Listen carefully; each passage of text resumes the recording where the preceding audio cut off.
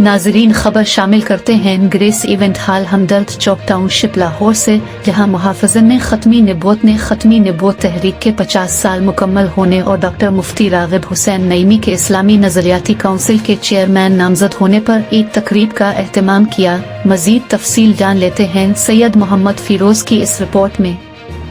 محافظن نے ختمی نبوت کی جانب سے ختمی نبوت تحریک کے 50 سال مکمل ہونے اور ڈاکٹر مفتی راغب حسین نعیمی کے اسلامی نظریاتی کونسل کے چیئرمین نامزد ہونے پر ایک تقریب کا اہتمام کیا گیا، جس میں علماء کرام، مفتی آن کرام اور مشائخ نے شرکت کی۔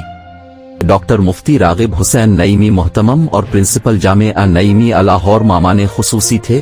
ڈاکٹر راغب حسین نعیمی کا پور تپاک استقبال امیر محافظن نے ختمی نبوت مفتی اعظم علی نعیمی نے کیا۔ اس موقع پر علماء کرام اور مشائخ نے ڈاکٹر راغب حسین نعیمی کو اپنی تجاویز پیش کیں اور حال ہی میں چیف جسٹس آف پاکستان کے ایک فیصلے پر تحفظات کا اظہار کیا گیا اور کہا کہ اسلامی نظریاتی کونسل اس سلسلہ میں اپنا کردار ادا کرے۔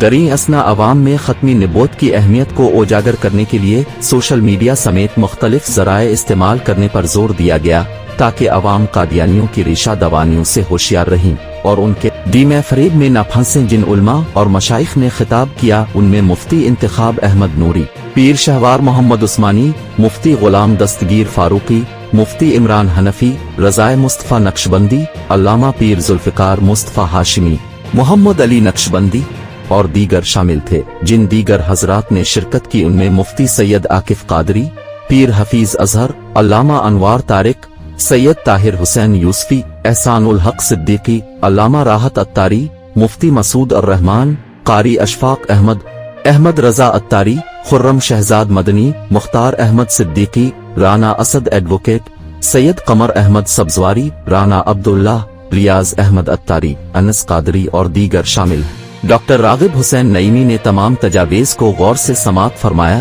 اور کہا کہ ہم کوشش کریں گے کہ ان تمام تجاویز پر عمل درآمد ہو سکے۔ انہوں نے محافظن نے ختمی نبوت کی کوششوں کو سراہا۔ اس موقع پر سرپرست محافظن نے ختم نبوت علامہ ذوالفقار مصطفیٰ ہاشمی نے کہا کہ پورا سال تحریک ختمی نبوت کی گولڈن جوبلی کے طور پر منایا جائے گا اور مختلف پروگرام ترتیب دیے جائیں گے۔